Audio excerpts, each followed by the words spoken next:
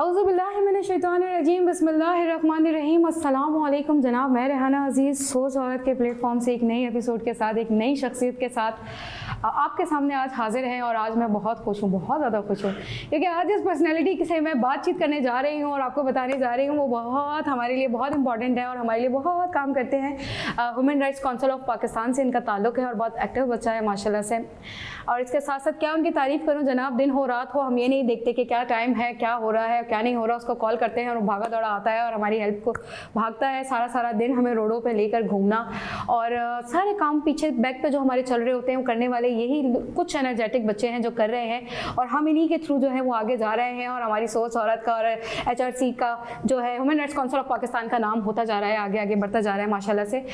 ये वो लोग हैं, मैं चाहती हूँ कि इन्हें दिखाएं ताकि और जो बच्चे हैं वो इन्हें देख कर सीखें। एज अ रोल मॉडल मैंने पेश करना चाह रही हूँ आज, और मैं वाकई इनसे बहुत ज़्यादा इंस्पायर्ड हूँ। और मैं आज फर्स्ट टाइम इतनी रिलैक्सिंग होकर आई हूँ क्योंकि इनके बारे में ऑलरेडी मैं इतना जानती थी, मैंने कोई इनके बारे में स्टडी नहीं की कि क्या करते हैं, क्या है क्या नहीं है। अपने बच्चों की तरह हम बहुत जानते हैं कि मतलब क्या कुछ करते रहते हैं और माशाल्लाह हमसे ज़्यादा काम ये कर रहे हैं। तो जी शख्सियत का मैं तारुफ कराती हूँ। इरफान शाह जी हमारे साथ मौजूद हैं जो शाह जी के नाम से ये मशहूर हैं। तो जी अस्सलाम वालेकुम शाह जी, आपका बहुत बहुत शुक्रिया, आप आए, टाइम निकाला, इतना आप हमारे प्रोग्राम में आए। अस्सलाम वालेकुम मैम, बहुत शुक्रिया आपके प्यार भरे अल्फाज का, आपके खुलूस का, और आपने इस काबिल समझा इस प्रोग्राम में मदऊ किया। तो जितने भी आपने अल्फाज किए उसके काबिल तो नहीं हूँ, लेकिन आप लोगों का शुक्रिया जो इस समझते हैं कि हम वर्किंग जो यूथ से आजकल के उनके लिए इतने बड़े अल्फाज से नवाजना हमारे लिए एक एज़ाज़ की बात है। तो आप लोगों का शुक्रिया। काबिल तो आप माशाल्लाह बहुत हैं और जब भी हमने आपको इस प्रोग्राम में बुलाया है और मैं चाह रही हूँ कि बाकी बच्चे भी देख कर आपको सीखें, क्योंकि यंगस्टर्स इतने ज़्यादा हैं यहाँ पे। और आजकल जो यंगस्टर्स हैं वो जिन कामों में पड़े हुए हैं, आप जैसे बहुत कम ऐसे नौजवान हैं जो अच्छा काम कर रहे हैं, सोशल वर्क कर रहे हैं, अपना टाइम निकाल कर किसी को देना। और जिस तरीके से आप भाग दौड़ करते हैं इतना, उस टाइम में आप अपने लिए भी बहुत कुछ कर सकते हैं, लेकिन आप ये सोचते हैं कि ये टाइम मैं किसी सोशल वर्क में लगा दूँ या कोई ऐसी एक्टिविटी कर लूँ जिसका मुझे सवाब मिल जाए या इंसानियत की खिदमत हो जाए। बहुत कम ऐसे बच्चे होते हैं। तो इस वजह से मैं चाह रही थी कि मैं आपको दिखाऊं और मैं लोगों को बताऊं कि ये देखें, ये भी हैं, ये यंग एज से गुजर रहे हैं और कितने अच्छे काम कर रहे हैं। वैसे आप ये मुझे बताएं कि कैसा फील करते हैं आप कि आपको इतने ज़्यादा प्रोग्राम्स के अंदर शील्ड्स मिल रही होती हैं, क्योंकि ज़्यादातर लोग तो ऐसे होंगे जो आपको नहीं भी जानते होंगे।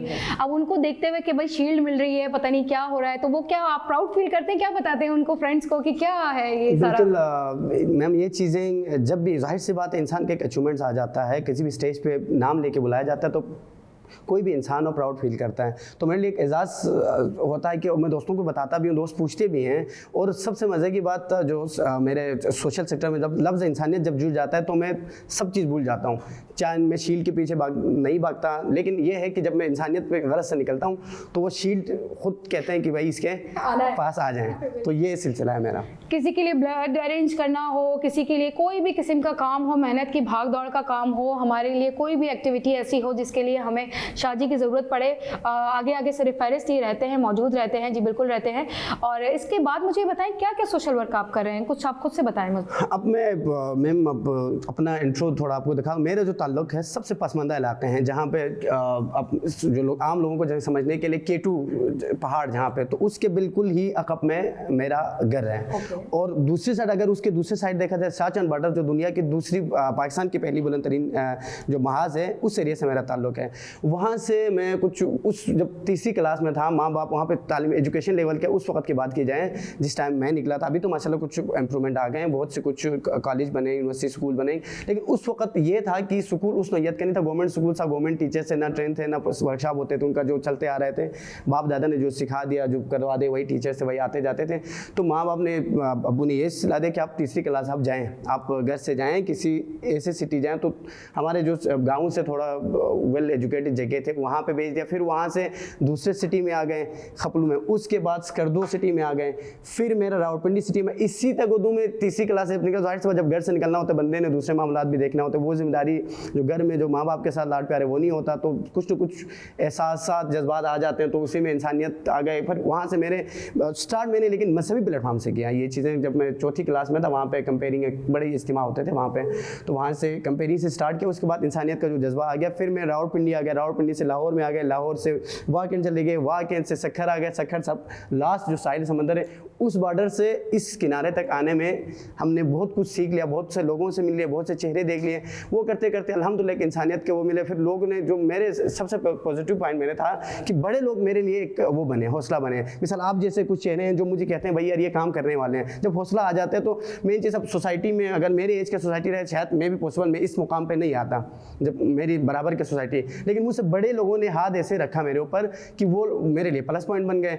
और वो जो हाथ रखा है वो अल्हम्दुलिल्लाह दिन ब दिन निखर रहे हैं, दिन ब दिन उसको संवर रहे हैं। और इस वजह से मैंने सोशल सेक्टर में फिर वहाँ पे बहुत से ऐसे वो अगर ये बताते जाऊँ तो बहुत प्रोग्राम तवील हो जाएंगे। बहुत से गरीबों की मदद करना, उनको अच्छा वहाँ पे कोई किसी का घर को किसी की दुकान हो, मेरे टीम के साथ, मैं नहीं कहता कि अकेले हूँ, पूरा एक टीम होता है इसके स्ट्रगल के पीछे। टीम के पीछे जाते कभी वहाँ पे जो जिस गाँव से इलाके से मेरे ताल्लुक, वहाँ पे हेल्थ की सहूलियत नहीं है, वहाँ पे एजुकेशन की सहूलियत नहीं है। दूसरे जो अगर हकूक़ की बात की जाए, कुछ हकूक़ निस्वान सोजा औरत के प्रोग्राम से अगर हकूक़ निस्वान पे वहाँ पे बिल्कुल भी वर्क नहीं है। वो इतना है कि बस ठीक है बच्चे ने पढ़ना है, बच्ची ने पढ़ना है, ठीक है पढ़ो भाई, मैट्रिक के बाद कहते हैं शादी करना है, ठीक है कर लिया। अब बाकी जो हेल्थ के एजुकेशन, जाहिर सी बात है जब औरत की बात है वहाँ पर हेल्थ का बहुत ही ज़रूरी होता है। वहाँ पर वो जो मेडिकल फैसिलिटीज़ औरतों में वो है ही नहीं है, तो वहाँ पर उन चक्करों में बहुत से मसले मसाइल हैं, उनको हम देख रहे होते हैं। अच्छा जी, वहाँ से हॉस्पिटल की सेहत की बात है, वहाँ पर अगर 10-15 लाख के खर्चे आ जाते हैं, वहाँ पे ऐसा मराद नहीं है, डॉक्टर्स हैं, डॉक्टर काबिल डॉक्टर्स हैं, लेकिन मराद नहीं है कि वहाँ पे इलाज कर सके। वो पिंडी इस्लामाबाद आ जाते, कराची आते, उनके जो रहनुमाई हैं, उनके मेडिकल चीज़ें हैं, उनसे मुख्तलिफ हमारे दोस्त अहबाब एजिशूर हैं, जो सोशल सेक्टर के इदारे लोग हैं, वो लोग हमें हेल्प आउट करते हैं, उनकी मदद करें, हम यहाँ पर अपना सर्विस देते हैं हमारी टीम के साथ। और एजुकेशन के मतलब बहुत से लोग ऐसे हैं जो सफ़ेद पोश होते हैं, जिनको यूनिवर्सिटीज़ में इशूज़ आ जाते हैं, तो उनके हम हेल्प आउट करते हैं। यहाँ पे दाखिले की बात है तो तंजीमी प्लेटफॉर्म लोगों को रेफर करते हैं, भैया ये लड़का है, ये एजुकेशन का हासिल कर इस यूनिवर्सिटी में। वहाँ के लोग ऐसे हैं कि वो लोग प्रॉपर गाइडलाइन उनके पास होता ही नहीं है, भाई ठीक है गांव की वो हैं, वहाँ पे चलेंगे, लेकिन सिटी में आके उनका एक तो ज़बान का मसला, मैं खुद बजाते खुद की ज़बान में कभी कई दफ़ा मार खा चुका हूँ। एक तो वहाँ पे उस लेवल की एजुकेशन नहीं है कि हम ज़बान को अपने ज़बान का भी प्रॉपर वो नहीं, अपने ज़बान में मिक्स है, उसकी वजह से हमें ये होते काफ़ी मसला मसाइल होता है ज़बान के साथ खेलने में। तो ये चीज़ें करते करते बेचारे लोग स्ट्रगल से यहाँ तक आ जाते हैं, तो उनको हम सपोर्ट बनते हैं। बाकी मुख्तलिफ इलाज मुआवजे के किसी का ज़रूरत हो, बड़े से अस्पताल में हो, छोटे से वहाँ पर करते हैं। और इस हालिया बात है, लॉकडाउन का इशू आया था, सबके जहनों पर यह सवाल था कि डर था कि कल मर जाएंगे, परसों मर जाएंगे, लोग घर से निकलना। कराची में जो 10 दिन का अयाम था वो बड़े टफ गुजरे। उसमें हमारे कराची जो हमारे वहाँ से आए हुए लोग हैं, बल्तिस्तान जो मुकीम कराची, उसमें फैमिली भी थे, स्टूडेंट भी थे, हर कोई थे। उसमें मज़े की बात ये आया कि यहाँ से लोग स्ट्रक हो गए। अब पुलिस वालों ने उनको बेचारों को हॉस्टल में क्या 10 बंदे 12 बंदे ज़्यादा बैठेंगे, हॉस्टल ही बंद कर दो, सील कर दो। वो चाहे वो लड़कियों का हॉस्टल हो चाहे वो लड़कों का। तो जाहिर सी बात हमारे लड़के आए पढ़ने के उसमें, मज़ा तो मैं भी हूँ तो पढ़ने की गरज से आए हुए तो हॉस्टलों में रहेंगे। तो जब हॉस्टल की बात आते हैं वहाँ पर बिल्कुल ही बंद कर दे, भैया SOPs के वो है ना, यहाँ पे कोरोना फैलेंगे, 10-15 बंदे हो तो बंद कर दो। अब लोग रोने लग गए। यहाँ पे हमारे पास फ़ोन आया भी आप लोग सोशल सेक्टर में काम कर रहे हो। हमने इतने तक तो हमारी टीम थे, 2-3 और लोग थे यहाँ से मुख्तलिफ वो थे। वहाँ पर हमने दूसरे दिन, लॉकडाउन के दूसरे दिन होम सेक्रेटरी के ऑफिस गए, वहाँ से मिन्नत समझत के हाथ जोड़े, लोगों से वो किए और NOC निकाला। NOC और यहाँ के जो प्राइवेट बसेस हैं उनके ज़रिए 7,000 लोगों को रेस्क्यू किया, जिसमें स्टूडेंट्स, फैमिली, बच्चे। और सुबह निकलते थे, यकीन करना सुबह 8 बजे जो निकलता था, रात के 4 बजे बसों भेज के सोहराबगढ़ टर्मिनल से बसें भेज के, जो बीच में कानूनी मसले मसाइल आ जाते हैं, जो पुलिस का वो आ जाते हैं, उनको फ़ोन करवाना। ये फिर लोग ऐसे जब इकट्ठा होते तो उसको डर बैठा हुआ था। मैं एक सेंटर में होता था, 10 लोग पीछे होते थे, मेरा नाम है नहीं है, मैंने जाना है सर, मेरा नाम है नहीं है। तो मतलब उन चीज़ों से ख़तरों से भी खेलते हुए अल्हम्दुलिल्लाह आज इस मुकाम पे हूँ। आज ह्यूमन राइट्स ने भी एक नाम दिया, अब जैसे मुख्तलिफ लोग हैं उन्होंने एक नाम दिया, तो मैं उनका शुक्रगुजार हूँ। बस हमारी ये सिलसिला इंशाल्लाह जितना कोशिश हमसे होगी हम इसको स्ट्रगल को आगे बढ़ाएंगे टीम की सूरत में। बहुत अच्छी बात इन्होंने कही, लेकिन एक और बात, अभी इनकी बातों से मुझे एक और बात का अंदाज़ा हुआ कि जब आपका दिल अच्छा हो, जब आपके अंदर इंसानियत हो, तो खुदा रास्ते बनाता है, उन्हीं लोगों को आगे लेके खुदा जाता है और इन कामों में उन्हीं लोगों को लेकर आता है। हर किसी के बस की बात भी नहीं, और हर एक को अल्लाह चुनता भी नहीं है इस काम के लिए। बहुत ख़ास कोई लोग होते हैं जिनका वाकई दिल इतना अच्छा होता है कि जो इस तरफ आते हैं और अल्लाह उनको चुनता है इस काम के लिए। अच्छा, क्या ऐसे फैक्टर्स थे जिन्होंने आपको मजबूर किया सोशल वर्क के लिए, और आपके दिल में आया कि मुझे सोशल वर्क करना चाहिए, या खुद ब खुद होता रहता है, या क्या कुछ ऐसे कुछ सोच थी या कोई विजन और मिशन मिशन आपने बनाया हुआ था अपनी लाइफ का कि आप सोशल वर्क करेंगे, या क्या ऐसे फैक्टर्स थे उनका? बिल्कुल, इसके पीछे जाहिर सी बात है कोई ना कोई कहानी ऐसा हो जाता है, एक्सीडेंट ऐसा आ जाता है जिसमें बंदे को लगता है भाई यार ठीक है, अपने ज़ात से भी दूसरे ज़ात हमारे लिए मुअज़्ज़ज़ है, मोतबर है, उनके लिए देखना चाहिए। तो अल्हम्दुलिल्लाह जब से निकले, ये नहीं कि मैं बिल्कुल ही पसमानदा इलाके से हूँ, लेकिन घर से सपोर्ट मेरे काफ़ी रहा वालिदैन की तरफ से, भैया ठीक है। तो हमारी ज़बान में एक होता है जन्मी अली, तो कहते हैं दूसरों के लिए जीते। तो वहाँ से भी मैं जब भी चलता था, मेरे शोल हंसी मजाक में लोगों से वो करते थे, सब प्यार मानते थे। खुद बुजुर्ग अब भी कहते हैं, वहाँ गाँव के बुजुर्ग अब भी कहते हैं कि यार वो लड़का है किधर, उसको लाओ, खींच के लाओ, कान पकड़ के लाओ, इधर ले आओ, ये वो।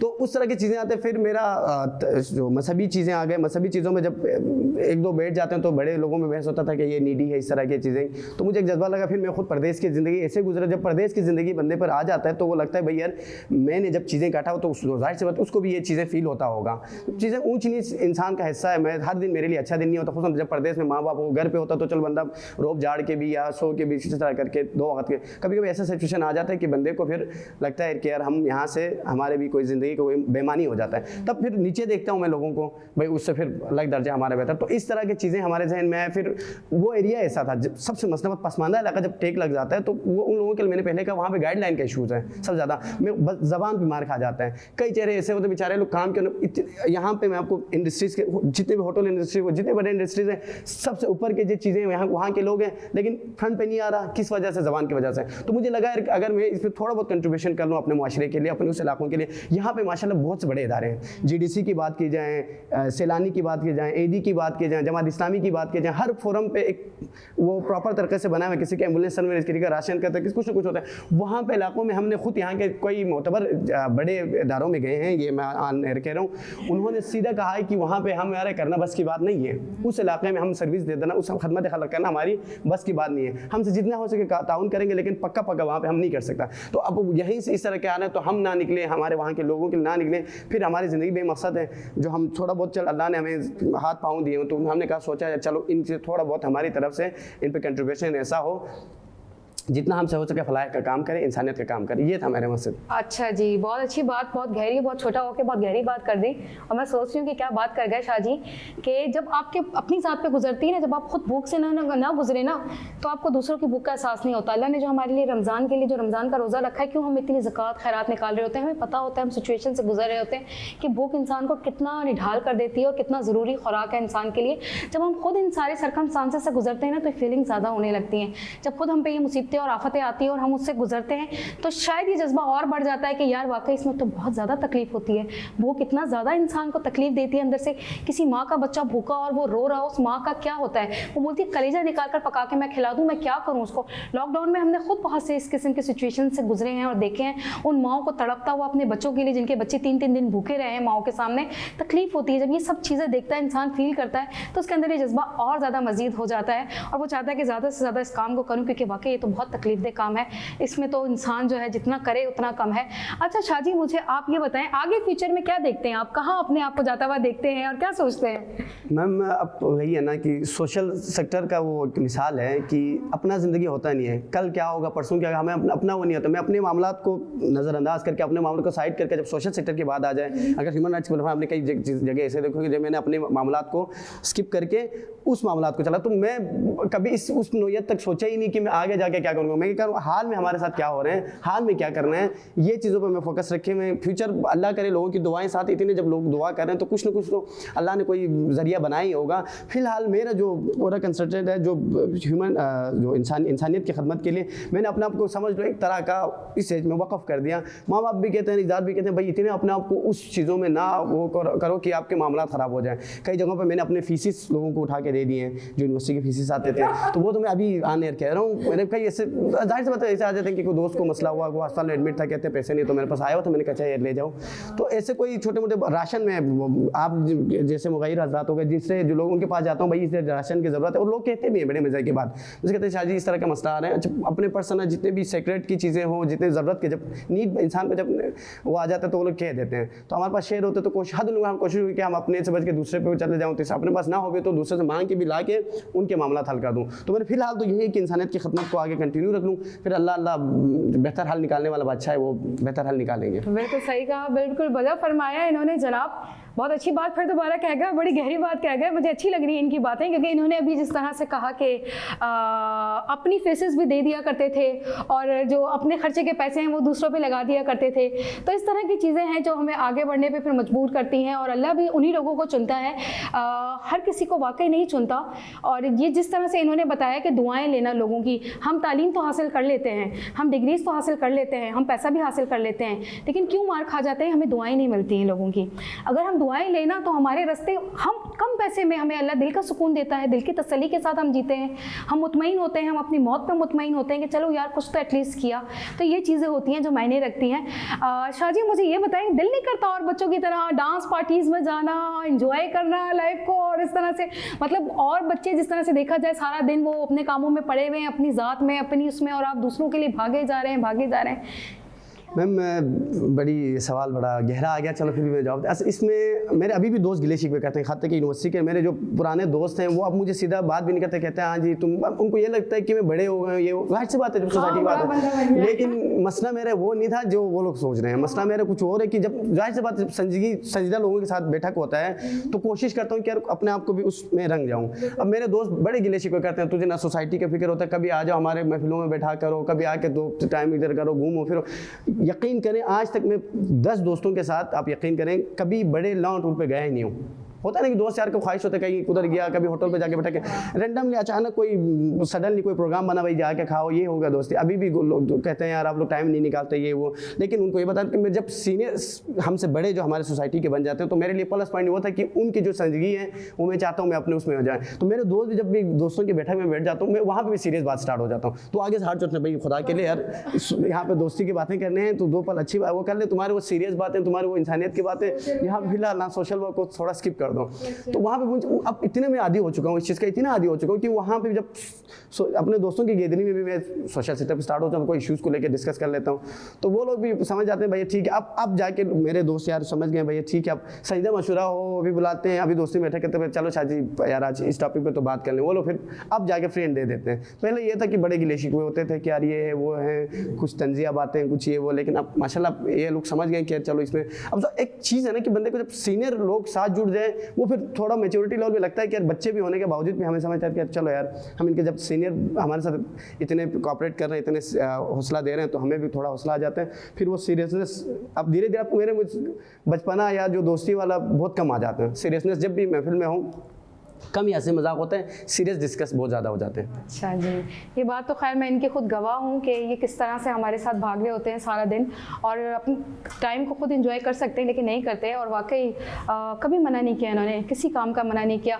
कर पाए ना कर पाए, शादी के मुंह पे हमेशा हाँ होती है, ठीक है जी हो जाएगा। ये चीज़ तसल्ली एक बहुत बड़ी बात है कि इंसान किसी को इतना भी कह दे कि मसला नहीं है, ये हो जाएगा। उस टाइम की थोड़ी बहुत जो है स्ट्रेस लेवल कम हो जाता है और काफ़ी बंदे को रिलीफ मिल जाता है। ये चीज़ इनके अंदर बहुत पॉजिटिव है और बहुत अच्छी है और यही चीज़ मुझे लग रहा है कि इन्हें ज़िंदगी में दिन ब दिन आगे लेके जा रही है और इनका जो है फ्यूचर मुझे माशाल्लाह बहुत ब्राइट नज़र आता है क्योंकि इन्होंने जो दुआएँ ली हैं वो इन्हें आगे कामयाब करेंगी और बहुत आगे लेके जाएंगी। क्योंकि ये चीज़ जो है ना ये हर किसी की बंदे की बस की बात नहीं है कि दुआएं ले ले, बाकी सब कुछ हासिल कर लेते हैं इंसान। अच्छा, आप लेडीज़ राइट्स पे भी हमारे साथ चल रहे हैं, सोच औरत में भी आप काम कर रहे हैं, शायद वाहिद ऐसे एक लड़के हैं आप जो कि हमारे सोच औरत के हर प्रोग्राम में मौजूद होते हैं। तो क्या कोई दोस्त वगैरह कोई तंग नहीं करते, बोलते नहीं है कि सोच औरत में तुम क्या कर रहे हो? बिल्कुल, ये कल ही की बात है, मेरे मामू हैं वहाँ से, मैं स्टेटस बनवाता हूँ अक्सर व्हाट्सएप पे, तो कहते हैं भाई क्या छो वहाँ पे ज़बान में मामू के छो ये क्या है कि आजकल औरतों के बीच में घूम रहा हूँ। मैंने कहा सर आपको पता है जब तक आजकल जाहिर सी बात है हुकूक निस्वां ज़रूरी होता है हर चीज़। अब वहाँ पे जिस इलाके से, फिर वही बात है, मैं अपने इलाके को महलूत नज़र रख के मैं आपको कह रहा हूँ, उस इलाके में हुकूक निस्वां पे बिल्कुल भी वर्क नहीं है। साल महीना 2 महीने पहले की बात है, वहाँ पे जो मैटरनिटी होम है या जो डिलीवरी केसेस के लिए वहाँ पे प्रॉपर निज़ाम नहीं है ख़वातीन के लिए। आप यकीन करें गाड़ियों में डाल के ऊपर से पहाड़ हैं, गंदे कच्चे पक्के रोटे हैं, गाड़ियाँ भी उनके पास हर किसी घर पे थोड़ी होता है भाई ठीक है मामला चल रहा है इसका मतलब नहीं कर, और गाड़ियाँ भी छोटे मोटे गाड़ियाँ नहीं ठीक ठाक वहाँ पर गाड़ी रखना होता है, कच्चे पक्के पहाड़ हैं। तो बेचारों को गाड़ियों में अज़ियतों से डाल के दूसरे सिटी ले आते हैं। दूसरे सिटी में वो हेल्थ फैसिलिटीज़ नहीं है जो औरतों का होना चाहिए, बाकायदा से अलग चीज़ें बना हुआ वो ये चीज़ें नहीं है। तो वो चीज़ें देखता हूँ तो तो मैं सोचता हूँ भाई यार ये औरत के राइट्स हैं, कुछ चीज़ें हमारे वहाँ पर आंखों से देखा हुआ, रास्ते में गाड़ी में लाते हुए 20 रास्ते में उसको मौत हो जाते हैं, ना बच्चा बचा ना माँ बचा। और ये 2 महीने पहले बाकायदा एक हमने तहरीक चलाया था वहाँ खपलू से लेकर यहाँ तक कि वहाँ पे ये चीज़ें आप लोग करें, इस पे वर्क करें कि वहाँ पे मैटरनिटी होम हो गया या इस तरह औरतों की चीज़ें हैं। चलो पढ़ाई पे आप ना देखें, कम से कम ये तो बेसिक नीड्स हैं उनकी। जब हेल्थ की बात आ जाते हैं, माँ और बच्चे की सेहत की बात आ जाते हैं तो वो लोग बेसिक हो जाते हैं। तो इस तरह की चीज़ें हमारे साथ, मैंने कहा सोशल सेक्टर से जुड़ने के बाद ये चीज़ें आ जाता है तो वो जज्बा ख्वातीन के जाहिर सी बातें जाग जाते हैं। सोचा औरत अब मैं वही अभी मैं चेयरमैन साहब से भी इस पर भी डिस्कस किया था कि मुझे वहाँ पे ये हॉस्पिटल चाहिए। मैंने बाकायदा किया था कि आप प्राइवेट हायर कर दो, हमें कोई प्लेटफॉर्म ऐसे दे दो वहाँ पे ख्वातीन के लिए कम से कम हेल्थ सेक्टर में टोटली 2 हॉस्पिटल है DHQ। एक आर्मी वालों का उस पर तो जाहिर सी बात आर्मी का अपना एक रूल रेगुलेशन होता है, उस पर हम बहस करना भी नहीं चाहेंगे। बाकी जो गवर्नमेंट सेक्टर है, एक खपलू में DHQ अस्पताल, एक स्कर्दू में, वहाँ पे उतना फैसिलिटीज़ नहीं है जितना होना चाहिए ख्वातीन के लिए हेल्थ के लिहाज से। टोटली 2 अस्पताल है और गाँव इतने बड़े 8, 15, 20 गाँव का एक ही 2 सेक्टर बने हुए और उनके रास्ते भी घंटों का सफ़र करना पड़ता है। गाड़ियों में आया, रास्ते में जाहिर सी बात अज़तें हैं बेचारे माँ इसमें। तो इस तरह की चीज़ें हमारे सामने आ जाते हैं, ख्वातीन के मुख्तलिफ मसाइल आ जाते हैं। तो फिर लगता है भाई ठीक है, ख्वातीन ऑलवेज राइट, तो हम उनके साथ लग जाते हैं कामों में। जी बिल्कुल जनाब, शाजी के साथ वैसे भी हमारी ट्रैवलिंग बहुत रहती है और इतना ज़्यादा हम रास्ते में बातें करते रहते हैं, लेकिन आज भी दिल नहीं भर रहा। ऐसे लग रहा है कि पहली दफ़ा किसी से बात कर रही हूँ और बातें करती जाऊँ, लेकिन टाइम ख़त्म हो गया है प्रोग्राम का। और सोच औरत का जी प्रोग्राम अभी ख़त्म कर रहे हैं हम आज, और इंशाल्लाह ऐसे यंगस्टर्स को हम आपको दिखाते रहेंगे और इनसे आप सीखते रहें, क्योंकि ये बहुत कुछ हमें बड़ों को भी सिखा देते हैं और फील होता है अच्छा कि अरे आज के दौर में भी इस तरह के बच्चे मौजूद हैं जनाब। इसी के साथ जी आप मुझे इजाज़त दें, रेहाना अजीज़ को और शाह साहब को जी इजाज़त दें और अपना बहुत सा ख्याल रखिएगा, दुआओं में याद रखिएगा। सोच औरत को आपकी दुआओं की बहुत ज़रूरत है, सबसे ज़्यादा हमें आपकी दुआओं की ज़रूरत है। प्लीज़ हमें अपनी दुआओं में ज़रूर याद रखें, बहुत सा ख्याल रखें। नई एपिसोड के साथ, नई शख्सियत के साथ इंशाल्लाह अगले हफ्ते जी दोबारा हाजिर होते हैं। बहुत शुक्रिया, अपना ख्याल रखिएगा। खुदा हाफ़िज़।